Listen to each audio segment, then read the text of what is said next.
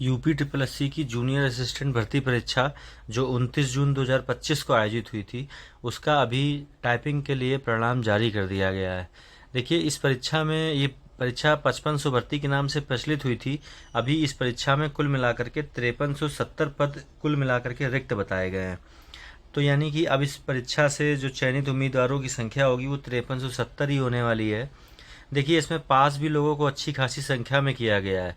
आप देख पा रहे होंगे कि लगभग 90,000 लोगों को पास किया गया था, जबकि इस परीक्षा में आपको एक स्क्रीनशॉट हमने डाला हुआ है खबर का, इसमें 1,39,000 लोगों ने लगभग परीक्षा में भाग लिया था। इसका मतलब केवल 50,000 लोगों को ही बाहर किया गया है, अधिकांश संख्या में लोगों को पास कर लिया गया है।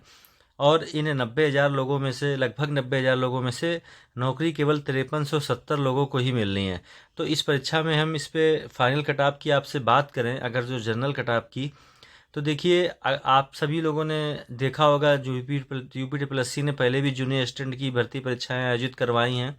तो अगर जो उनको सबको आप देखोगे और उनका एक एनालिसिस करोगे तो देखोगे कि 90,000 लोग हैं, तब जाकर के कटाव 41 नंबर पर रुक पाई। 90,000 लोगों में ये कोई 10-20,000 5,000 पदों के लिए कोई 10,000 या 20,000 लोग नहीं पास हुए हैं।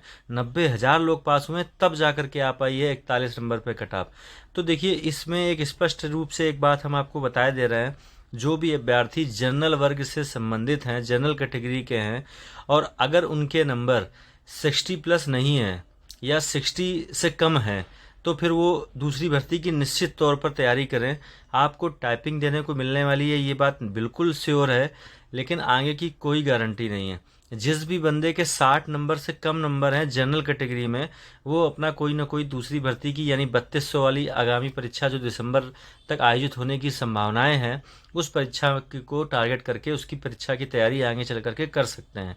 इस तरह की मेरी सलाह है। आप कटऑफ में यकीन मानिए, इससे कुछ विशेष कम नहीं होने वाला है। 60 के ऊपर ही कटऑफ रहेगी जनरल की, नीचे नहीं रहने वाली है। बहुत नीचे रहेगी तो 60 नंबर ही हो पाएगी, इससे कम तो किसी हाल में नहीं होगी। अब हम बात कर लेते हैं इसकी टाइपिंग की। तो देखिए, जिन लोगों के मार्क्स अच्छे हैं, जैसे मान लीजिए किसी का 63-64 मार्क्स है, तो उसको हम सलाह देंगे कि वो बहुत अच्छे से टाइपिंग करे, क्योंकि टाइपिंग यहाँ पर बहुत बड़ा रोल है। लोग थोड़ी सी लापरवाही में टाइपिंग में फेल हो जाते हैं। जूनियर असिस्टेंट की टाइपिंग जिन लोगों ने पहले दे रखी होगी, उनको वहाँ के कुछ नियम कानून मालूम होंगे। 1262 में जिसने टाइपिंग दी होगी, अभी यूपी ट्रिपल एससी ने थोड़ा सा टाइपिंग का पैटर्न बदल लिया है। तो सबसे पहले बात करते हैं कि टाइपिंग कब तक होगी। तो देखिए, ये जो टाइपिंग है यूपी ट्रिपल एससी की दूसरी परीक्षाओं के मद्देनज़र, अगर जो आप डीवी को ही देखोगे, तो देखिए कोई भी रिजल्ट आ रहा है, उसकी आगामी कार्रवाई 40 से 45 दिनों में हो रही है।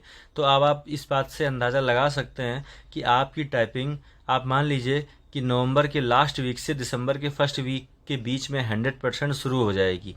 कितने दिनों तक कराई जाएगी, ये बात एक अलग विषय है। मानिए आपका लास्ट में पड़ गया तो आपको ज़्यादा समय मिलेगा, लेकिन आप ये मान के चलिए कि फर्स्ट डे आपको ही देना है, तो आपके पास में मुश्किल से 45 दिन का ही समय है। देखिए, जो टाइपिंग होती है यहाँ पर हिंदी और इंग्लिश दोनों में होगी हमेशा की तरह से। और हिंदी में आपको 25 की स्पीड चाहिए होगी, 25 वर्ड पर मिनट, और इंग्लिश में चाहिए होगी 30 वर्ड पर मिनट। देखिए, इसमें जो गलती के लिए, मिस्टेक के लिए जो नियम इन्होंने लास्ट टाइम निकाला था, प्रोबेबली संभावना यही रहेगी कि आपको वही नियम दोबारा से देखने को मिले कि इसमें जो है आपकी 5 गलतियां तो माफ़ रहती हैं, इसके बाद में कोई भी अगर आप एक भी गलती करते हैं तो 5 सही वर्ड काटे जाते हैं।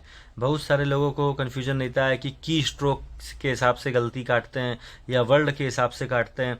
तो देखिए, अगर जो आपने कोई भी एक वर्ड में कोई एक स्पेल गलत लिख दी है, तो उस वर्ड को ही काटा जाएगा कि ये वर्ड गलत है। ठीक है। और फिर सबसे बड़ी बात हम आपको एक सलाह देंगे, इन सब चीज़ों में इतना अधिक समय देने से ज़्यादा बेहतर तरीका ये है कि आप बेहतर से बेहतर टाइपिंग करने की कोशिश करें, एररलेस टाइपिंग करने का प्रयास करें, लगातार उसका अभ्यास करें। देखिए, इसकी टाइपिंग की कुछ विशेषताएं हैं।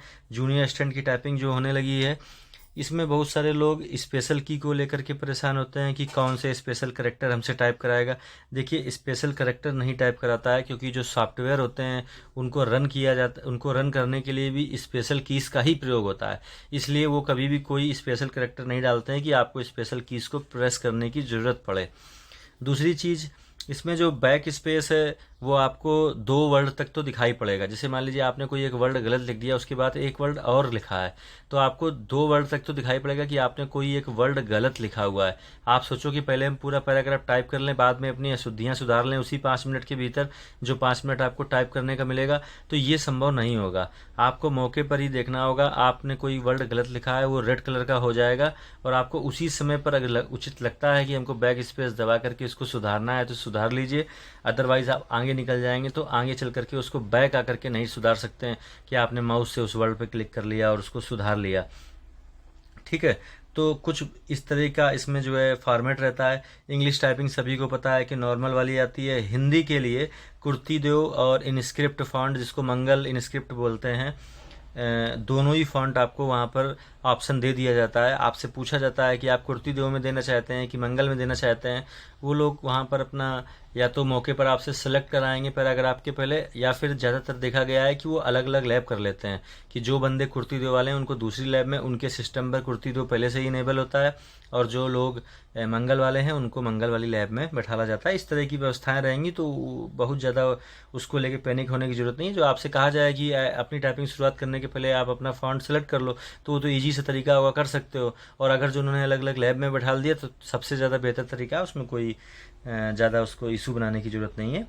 तो कुल मिलाकर के इस पैटर्न पर टाइपिंग होगी।